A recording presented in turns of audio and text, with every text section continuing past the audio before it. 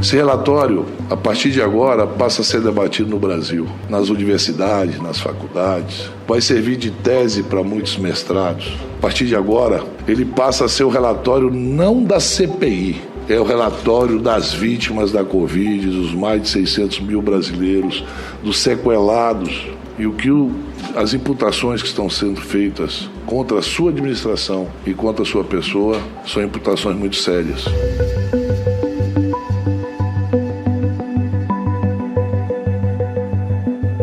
Foram 67 reuniões em mais de 6 meses de trabalho. Centenas de requerimentos e quebras de sigilos, tudo isso parte da investigação da Comissão Parlamentar de Inquérito que buscava irregularidades na atuação do governo durante a pandemia. Na última quarta-feira, a CPI da Covid concluiu seus trabalhos com a leitura do relatório final feita pelo relator Renan Calheiros. Nunca nos esqueçamos do que aconteceu neste país e dos inocentes que pagaram com sua vida pela conduta irresponsável do governo federal na condução da pandemia. Nós nunca esqueceremos. O documento final tem 1.180 páginas e pede o indiciamento de 66 pessoas e 2 empresas, e será votado nesta semana. Ele também recomenda que o presidente Jair Bolsonaro seja investigado e responsabilizado por 9 crimes, comuns, de responsabilidade e contra a humanidade. Esses crimes podem culminar em prisão ou afastamento do cargo de presidente. Mas há um longo caminho de análise técnica e barreiras políticas que podem favorecê-lo. Mas nós sabemos que não temos culpa de absolutamente nada. Sabemos que fizemos a coisa certa desde o primeiro momento. Como seria bom se aquela CPI tivesse fazendo algo de produtivo para o nosso Brasil. Nada produziram, a não ser o ódio e o rancor entre alguns de nós.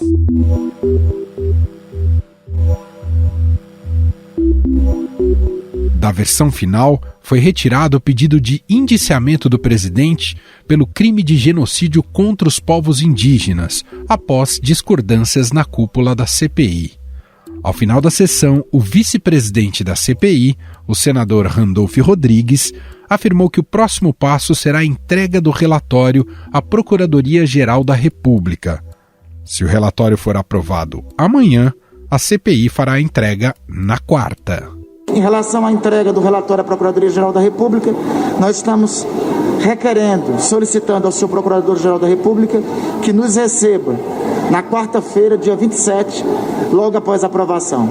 A aprovação pretendemos fazer no dia 26, dia 27. A ideia é iniciar a entrega do relatório, começando pelo Procurador-Geral da República e levando para as demais autoridades para cada um dos foros que forem designados. Seja a Procuradoria da República no Distrito Federal, seja o presidente da Câmara dos Deputados, seja a Força-Tarefa do Ministério Público Paulista.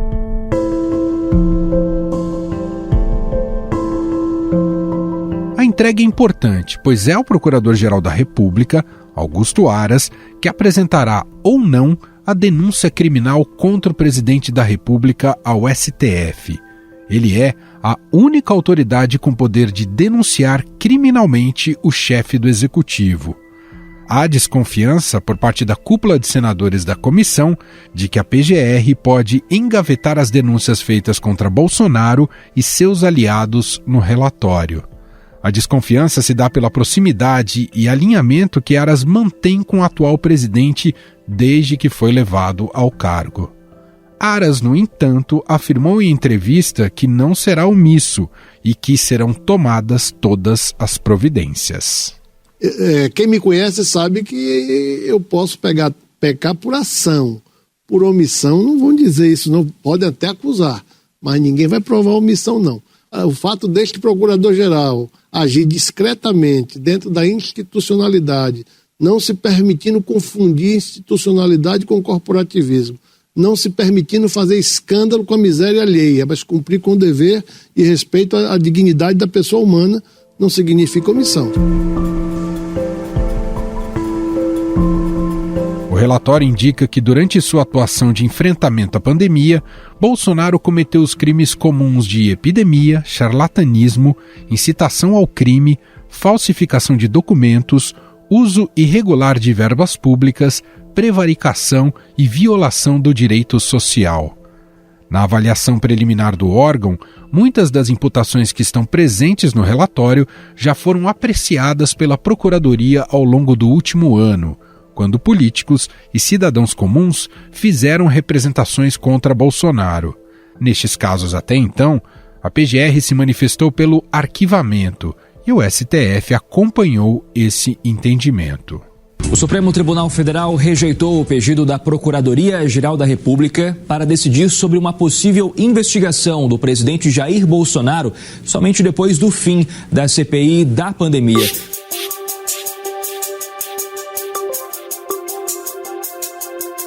Além de Bolsonaro, Aras deverá analisar os crimes imputados aos ministros Onyx Lorenzoni, Walter Braga Neto e Marcelo Queiroga, assim como aos deputados Ricardo Barros e Osmar Terra.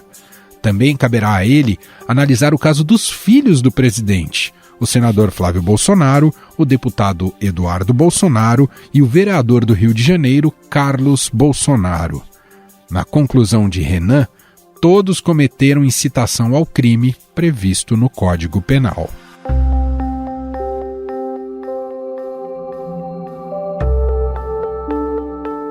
Do outro lado, o senador Flávio Bolsonaro disse acreditar que a Advocacia Geral da União vai acionar a PGR para pedir o arquivamento do relatório da CPI.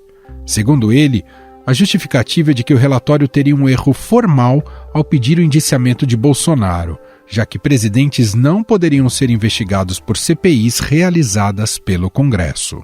Eu já denunciava que o senador Renan Calheiros tinha um bunker paralelo para investigar pessoas da família e próximas da família, mesmo sem nenhuma vinculação com saúde ou com Covid. Ele usou o instrumento do Senado Federal para promover perseguição política, para acusar o presidente da República de algo que ele não fez. Isso é calúnia, isso é injúria, isso é difamação, isso é um crime de perseguição. Eu vou ler aqui alguns crimes que o senador Renan Calheiros cometeu durante essa CPI, além dos vários de abuso de autoridade, por exemplo. O presidente Jair Bolsonaro foi denunciado hoje no Tribunal Penal Internacional de Haia pela destruição da Amazônia. Esta é a 4ª denúncia que Bolsonaro enfrenta atualmente na corte, mas a primeira que envolve diretamente crimes ambientais.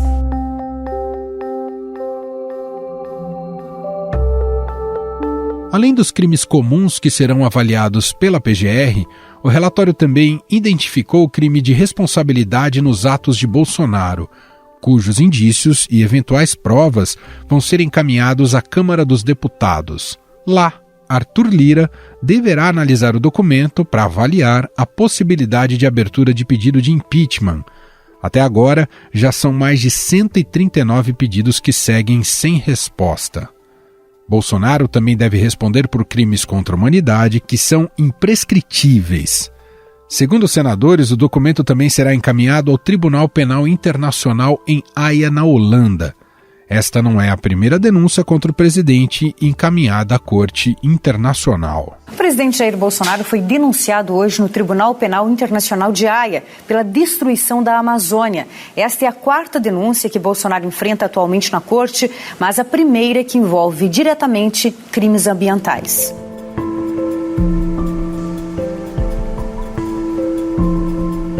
E para entender um pouco mais dessa situação jurídica com o relatório final da CPI e o que vem pela frente em relação às investigações, nós vamos conversar agora com a jurista Helena Regina Lobo da Costa, professora de Direito Penal da Universidade de São Paulo. Olá, professora, seja muito bem-vinda. Obrigado por ter aceito aqui o nosso convite. Olá, Emanuel, eu que agradeço a oportunidade. Professora, como é que a senhora avalia a consistência do relatório final da CPI? Tem-se usado, inclusive, o adjetivo histórico. Faz sentido? Emanuel, sob um ponto de vista jurídico, que é o que eu consigo analisar, talvez com um pouco mais de propriedade, me pareceu um relatório muito bom, muito correto, muito apropriado. né? A CPI ela foi muito ampla, ela investigou uma série de fatos, né? A cada dia nós tínhamos novas revelações. Considerando essa ampla gama de fatos analisados, me parece que ela foi muito bem classificada adequadamente com base naquilo que as evidências demonstraram, o que é possível classificar até agora como crime, né? Então, me parece um bom relatório, obviamente dentro dos limites de um relatório da CPI. A gente não está falando aqui de condenação criminal, mas na tarefa de uma CPI, que é fiscalizar e investigar, me parece que o relatório é, de fato, um relatório tecnicamente muito bom. E o que a senhora pode dizer justamente sobre esse debate em torno da tipificação de crimes? É um debate que faz sentido, ele tem natureza mais política ou tem um potencial jurídico importante também? E coloco aqui nessa pergunta até o debate em torno do homicídio qualificado, que acabou caindo do relatório final. Como a senhora avalia? Então, é claro que essas questões elas têm um aspecto tanto jurídico quanto político. Tá? Juridicamente, a gente tem discussões que são normais.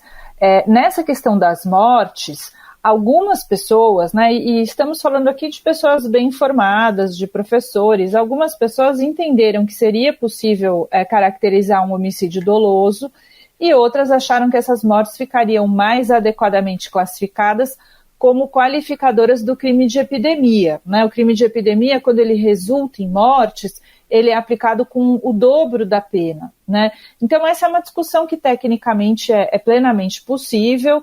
A comissão de juristas que eu integrei, que apresentou o relatório para a CPI, entendeu que não era caso de homicídio doloso, mas sim de epidemia qualificada. Agora, a gente não pode negar que nesse tipo de situação, em que a gente está falando de um presidente da República, de ministros, de uma situação de pandemia, de questões discutidas em uma CPI que talvez tenha sido a CPI mais veiculada da nossa história, né? Não só por conta dos meios digitais, mas pelo próprio interesse que o assunto despertou na população, a gente não pode negar que existe um aspecto político importante.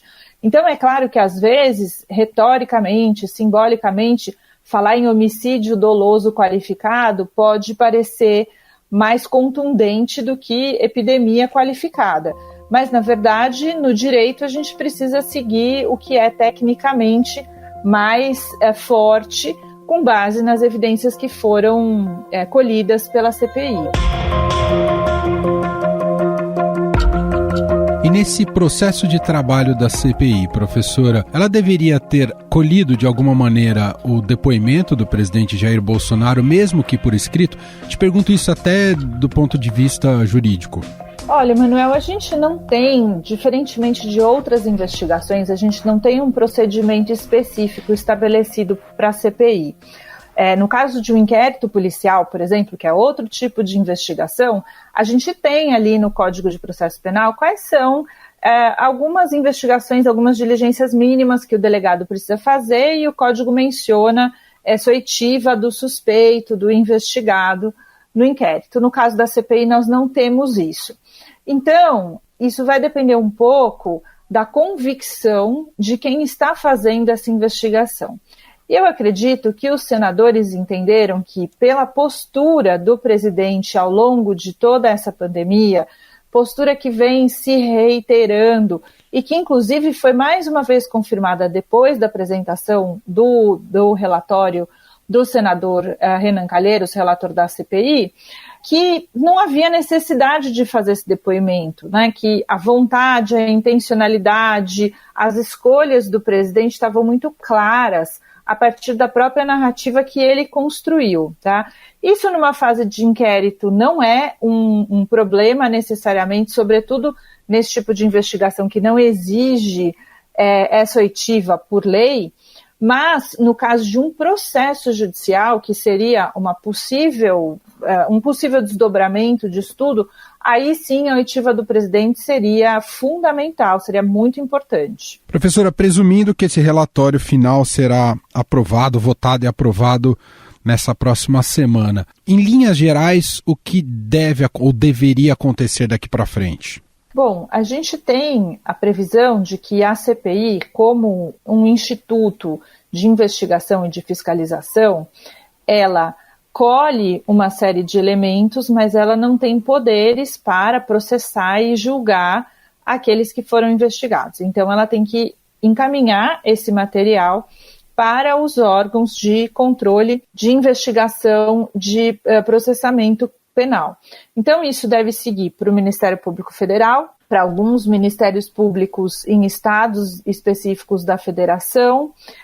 Isso também pode ir, por exemplo, para o Tribunal de Contas da União, até para tribunais de contas estaduais. Enfim, isso vai ser encaminhado para aqueles órgãos que devem dar continuidade a esse procedimento. Então, o Ministério Público é fundamental, porque todas as questões criminais vão ser tratadas por ele, seja no âmbito de Procuradoria Regional da República, Procuradoria Geral da República, ou mesmo em primeira instância, né, por meio dos procuradores da República que atuam em primeira instância, assim como com relação a crimes de competência da Justiça Comum dos estados, isso vai para os ministérios públicos dos estados correspondentes. Então, a gente vai ter, na verdade, algo como uma pulverização dessas evidências colhidas e desse relatório para os órgãos que vão poder dar continuidade jurídica a essas questões.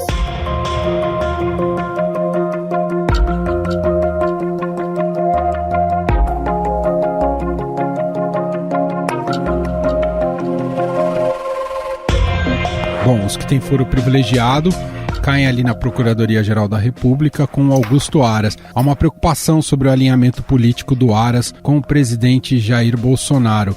Caso ele não tome nenhuma medida, o que há de instrumentos jurídicos disponíveis para que isso não fique engavetado, ou ele é obrigado a se pronunciar, professora? O instrumento jurídico que, em tese, poderia ser usado, mas aí a gente vai ter uma discussão jurídica importante, é uma discussão jurídica de uma certa forma inédita, é a chamada ação penal privada subsidiária. Né? Na omissão do Ministério Público, a vítima ou o seu representante pode ele próprio apresentar essa ação penal perante o juiz competente.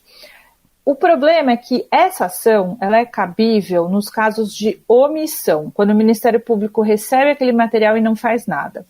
Se o Procurador-Geral da República determinar uma investigação ou se ele pedir o arquivamento, isso não é considerado omissão. E aí a ação penal subsidiária já não cabe. Tá? A nossa jurisprudência é bem tranquila no sentido de dizer que, em caso de continuidade de investigação ou de pedido de arquivamento, não é cabível essa ação penal privada subsidiária. Então, eu acredito que o Procurador-Geral da República vai seguir um desses caminhos, ou pedir a investigação mais aprofundada dos fatos, ou se manifestar pelo arquivamento. É possível também que ele faça as duas coisas, né? Com relação a alguns crimes, ele se manifesta pelo arquivamento, com relação a outros, ele peça mais diligência. Se ele fizer isso juridicamente, pelo menos em tese, a gente não tem essa possibilidade da ação penal privada subsidiária. E esse pedido de arquivamento, se for feito, de uma certa forma ele vincula o Supremo Tribunal Federal, né? O Supremo não pode discordar desse pedido de arquivamento, porque não existe uma instância superior, seja ao Procurador-Geral da República, seja ao Supremo, que vá avaliar essas questões. Então, um pedido de arquivamento do Procurador-Geral da República, nesse momento, ele é praticamente vinculante. A decisão do Supremo é mais formal do que propriamente substancial. Essa decisão não tem um conteúdo efetivamente decisório.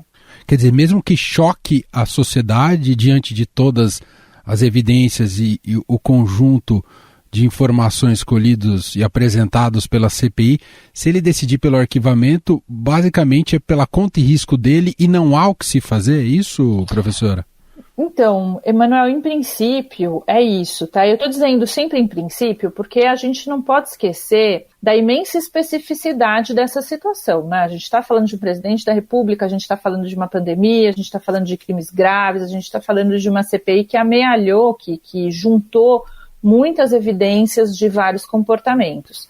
Então, nesses casos, nem tudo é tão claro como sempre foi, né?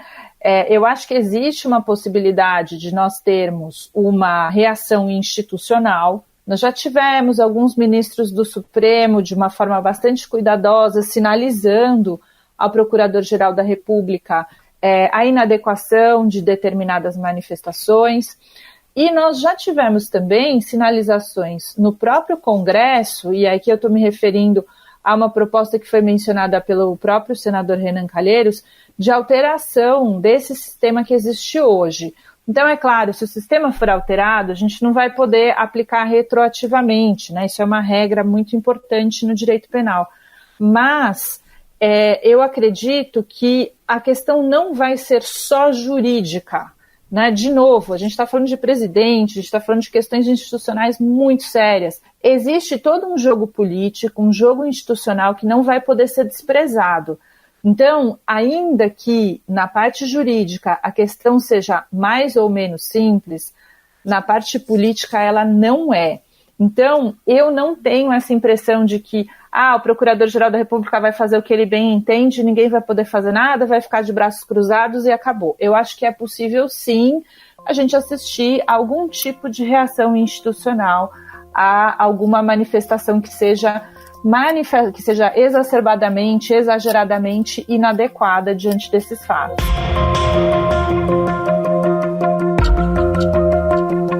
É possível a gente concluir, professora, que o Ministério Público já foi omisso em relação a investigar crimes que a CPI agora aponta? Me parece que com relação a alguns crimes específicos a gente já pode dizer isso, né? Eu acho que o mais evidente, sem prejuízo de analisar outros, mas para mim o mais evidente é o crime de infração de medida sanitária. Esse crime se relaciona a comportamentos que o poder público impõe para evitar exatamente a propagação de doenças, né? Então, nós vimos incontáveis situações nas quais o presidente gerou aglomerações, não estava usando máscara em locais nos quais a máscara era obrigatória, estimulou as pessoas a tirarem as máscaras. Então, esse tipo de situação, que inclusive vem sendo levado às cortes criminais, nos casos de outras pessoas, esse tipo de situação vem acontecendo há muito tempo por parte do presidente e nós já tivemos manifestações da própria Procuradoria dizendo que não iria investigar, que entendia que isso não seria crime. Então, isso me parece que pode ser apontado como uma omissão. Só para a gente finalizar, professora, em relação ao tempo da justiça e ao tempo da opinião e do debate público, o que a senhora nos diria, né, pensando nesse pós-relatório final e aprovação dele, de como será esse timing da justiça e se até a pressão pública pode fazer com que esses processos sejam acelerados? Então, o timing da justiça em geral é muito diferente do timing da opinião pública e tem que ser assim, porque a ideia é que a justiça julgue numa situação de maior tranquilidade, de maior distanciamento dos fatos, de menos calor do debate, né? A justiça precisa se focar sobretudo nas evidências de forma mais técnica possível. Mas esse não é um processo qualquer. Esse é um processo muito específico. Então, é possível que a velocidade da justiça nos surpreenda, né? É claro que se houver a apresentação de uma denúncia no Supremo, o tribunal vai ter uma estratégia institucional de como levar isso adiante. E certamente nós não vamos poder medir isso com a régua de qualquer processo comum, porque os ministros vão tratar isso de forma diferenciada, mas sempre com essa preocupação de fazer um julgamento afastado do clamor público, do calor do debate, de ser um julgamento fundado sobretudo em provas. Muito bem, essa é a jurista Helena Regina Lobo da Costa, professora de Direito Penal da USP, gentilmente aqui atendendo a nossa reportagem, falando um pouco mais sobre o relatório final da CPI e o que vem pela frente. Te agradeço pelos esclarecimentos, professora. Um abraço e até a próxima. Obrigada, um grande abraço, até.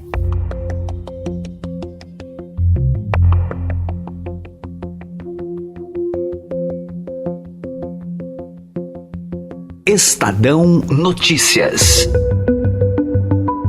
E este foi o Estadão Notícias de hoje, segunda-feira, 25 de outubro de 2021. A apresentação foi minha, Emanuel Bonfim. Na produção, edição e roteiro, Gustavo Lopes, Jefferson Perleberg, Sagali Ferreira e Ana Paula Niederauer. a montagem de Moacir Biasi, o nosso diretor de jornalismo, João Fábio Caminoto. Escreva pra gente no e-mail podcast@estadão.com. Um abraço para você, uma excelente semana e até mais.